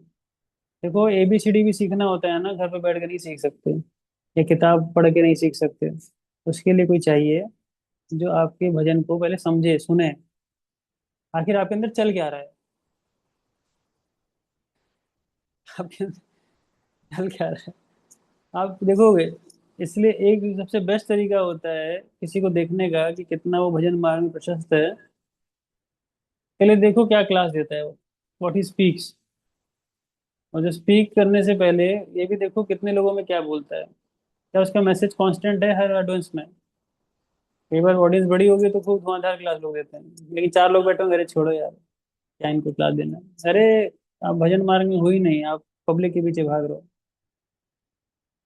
तो कहने का मतलब है जेन्युइन पहले प्रैक्टिशनर होना चाहिए खुद, राग भजन के प्रति बहुत लौल्य होना चाहिए। तो गुरु, फिर एक दिन क्या होगा, आप खुद गुरु ढूंढने निकलोगे, आप खुद ढूंढोगे भाई गुरु, गुरु कहाँ मिलेगा मेरे को। तो उसका बड़ा सिंपल साइंस है, कहीं ढूंढने का मतलब है आप कृष्ण से बहुत प्रार्थना करोगे। देखो, गुरु हम नहीं चुनते हैं, ये बात समझ लो। हम चॉइस नहीं भरते हैं गुरु चुनने की। गुरु भगवान देते हैं हमको। भगवान हमें भेजते हैं, ये हैं गुरु आपके। पर रिवील कब होगा आपको? जब भगवान आपको देखेंगे हार्ट से कितने सिंसियर हो। और फिर वो रिवील करते हैं कि भाई इनके पास जाओ, इनसे भजन भजन पद्धति समझो क्या है, भजन पद्धति स्वीकार करो, समझो क्या है। बहुत ही इंटरेस्टिंग साइंस है, बहुत इंटरेस्टिंग साइंस। और पेशेंस रखो, हड़बड़ी मत करो। इतना जल्दी मत कंक्लूजन पे आ जाओ, यही गुरु है। थोड़ा समय लो भाई, टेक सम टाइम। नहीं तो सस्ता माल लेने जाओगे, जल्दी में नुकसान हो जाएगा फिर। Take some time, take some bhajan. पहले भजन करो तो फिर आपको तो समझ में आए कर क्या रहे हो। पहले तो बाद उदाहरण देते थे ना, सोना खरीदने जा रहे हो मार्केट में, पहले भी जानो तो सोना क्या है। पहले सोना ही नहीं पता, कोई चमकीला सब येलो रंग का कागज चढ़ा के भेज देगा आपको, सोना बता के। फिर कहोगे ना ठग दिया, ठग दिया, ठग दिया। तो पहले खुद भजन करो अच्छे से, जप करो, भागवतम पढ़ो, गहराई में जाओ, तब जाके देखोगे एक दिन की वो लौल्य बढ़ेगा। जो लौल्य बढ़ेगा तो फिर आप बहुत ध्यान से सुनना शुरू करोगे अलग अलग लोगों को। फिर कहीं जाके आपकी और आपके गुरु की फ्रिक्वेंसी मैच खाती है, जो सजाती है संग बोलते हैं। जब वो मैच खाती है तो फिर आप अपने हार्ट को रिवील कर सकते हो थोड़ा। फिर गुरु भी एक्सेप्ट करेगा आपको, वो भी एक्सेप्ट करना चाहिए। वही बोले नहीं भैया, टाटा बाय बाय, कोई बात नहीं, किसी और के पास जाओ। बहुत इंटरेस्टिंग साइंस है। अगर कोई इसमें घुस जाएगा ना तो बहुत ही मजा है जीवन में, है ना। और इसके बाद इसकी बहुत डिटेल्स, इसकी 8 याम साधना होती है इसकी। 8 याम साधना ये कार्तिक में कई लोग पालन करते हैं इसका, कि 8 घंटे 8 याम साधना, मतलब 8 3 24 24 आवर्स में कैसे कैसे कृष्ण का स्मरण किया जाता है। How to develop that remembrance for Krishna, इस पे वर्क करते हैं। मैंने कई सारे महाराज वगैरह को भी देखा, नाम नहीं लूंगा किसी का, नाम ले लूंगा तो लोग इन्हीं को प्रमोट कर रहे हैं आप। तो नाम ले लो तो हम अपना बुद्धि तो लगाएंगे नहीं। हाँ, प्रभु जी ने बोला था उस क्लास में, वो वाले महाराज ने, चलो चलो चलो चलो, भजन मार्ग गुरु जी हैं, वो महत गुरु जी हैं, चलो चलो चलो, अंधी दौड़ लग जाएगी फिर वहां पे। वो सब नहीं करना चाहते हैं, आप खुद अपना परखो। तो 2 3 महाराज को मैं जानता हूँ, गोवर्धन पे आते हैं और आकर के अपना कार्तिक में अलग अलग सबको देखो, सबकी भजन प्रणाली अलग अलग है। एक एग्जांपल दे रहा हूँ, ऐसा मत सोचना कि बाकी लोग वो नहीं है। तो उन्होंने वो ये 1 महीने में देखता हूँ, कार्तिक में 1 2 स्पिरिचुअल मास्टर्स हैं। अ, अभी का तो नहीं पता, मैं बहुत साल पुरानी बात बता रहा हूँ। पूरा कार्तिक में वो लोग आते हैं, 1 महीना रहते हैं वृंदावन गोवर्धन में। 64 राउंड स्टैंड करना, 7 से 8 घंटा रीडिंग वीडिंग करना, कंटिन्यूस डीप एब्जॉर्प्शन शास्त्रों में। तो और ये तो एग्जाम्पल कार्तिक है, इसके अलावा कई गुरु मैं जानता हूँ स्पिरिचुअल मास्टर्स हैं जो बहुत गहरा भजन है उन लोगों का। देर जेन्युइन, बट समस्या क्या है कि अब वो लोग भी बहुत ओल्ड हैं और समय उतना दे नहीं पाते हैं, तो वो खुद एब्जॉर्ब्ड हैं अपने भजन में। तो we need it, we need it. अगर हम जेन्युइनली सीख करेंगे ना, कृष्ण अरेंज करते हैं कहीं ना कहीं से। आज तक भगवान ने सब अरेंज किया है ना, आगे भी करेंगे। बस डिजायर पे बेस्ड होना चाहिए, डिजायर क्या है आपकी। तो पहले राग भक्ति के लिए राग पैदा होना चाहिए, राग पैदा होगा थोड़ा अच्छा साधु संग करने से, असीम कृपा भगवान की, किसी भगवान के एक पार्षद से बहुत स्ट्रॉन्ग अट्रैक्शन। बहुत लंबा विज्ञान है। ठीक है, यही विराम देते हैं इसको। Thank you. ओके, ठीक है, हरे कृष्णा। फिर मिलते हैं हम लोग हर फ्राइडे को नेक्स्ट। ठीक है, शुभ बात की जय, अनंत कोटि ठीक है। वैष्णव की जय, विदाई हुआ प्रेमानंद। थैंक यू प्रभु जी, हरे कृष्ण। हरे कृष्णा, हरे कृष्णा, हरे कृष्णा। कृष्ण।